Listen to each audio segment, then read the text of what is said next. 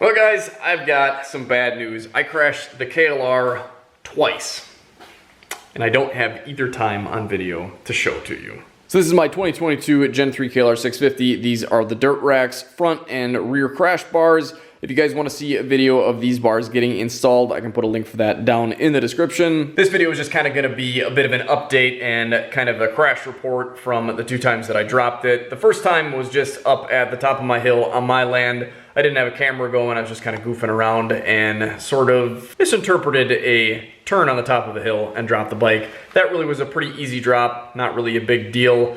Not too much to show from that. I guess actually that was on this side, and this side is a little bit scuffed up from a time that I do have on video.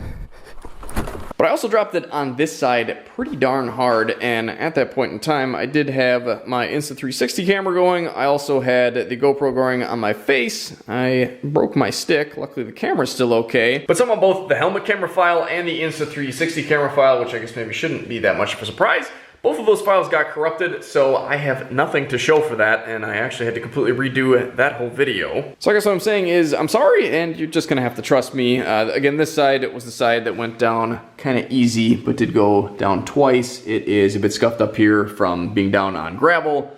The rest of the bars seem like they're pretty much untouched.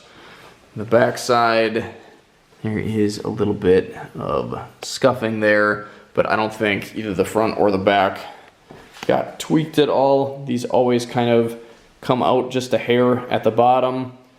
The front, it's really kind of hard to tell since there's a lot going on there, but I could not see anything wrong with this side at all. The part here that I was a little bit concerned about in the original video when I installed these doesn't look like it moved one bit. The other side here is the one that was really kind of a hard drop, and this went right down on a big rock face, actually. Doesn't look like this got anywhere near the fairing.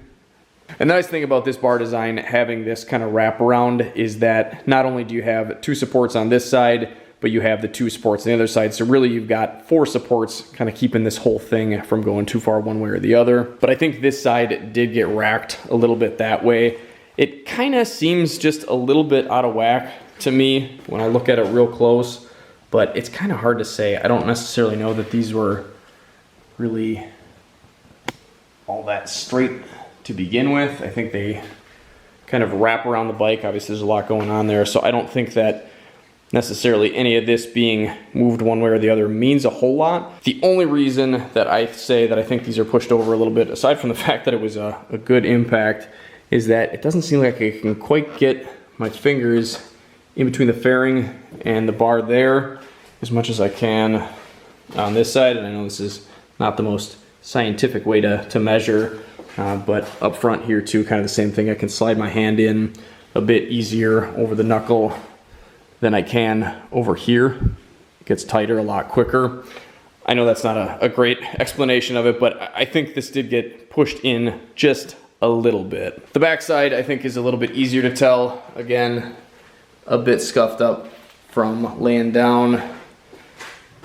This back portion normally, like the other side, is kicked out just a bit, but now you can kind of see that it's kicked in just a tad. But honestly, I am very surprised that it does not look a lot worse. I think these bars did an excellent job. Obviously, they kept all of the expensive bits inside of the fairing safe, and they kept the fairings themselves safe. I'm sure those are not cheap to replace. And the thing is, if you go down hard enough with a bike, something has got to give at a certain point, and I would much rather have it be replaceable crash bars than a non-replaceable frame.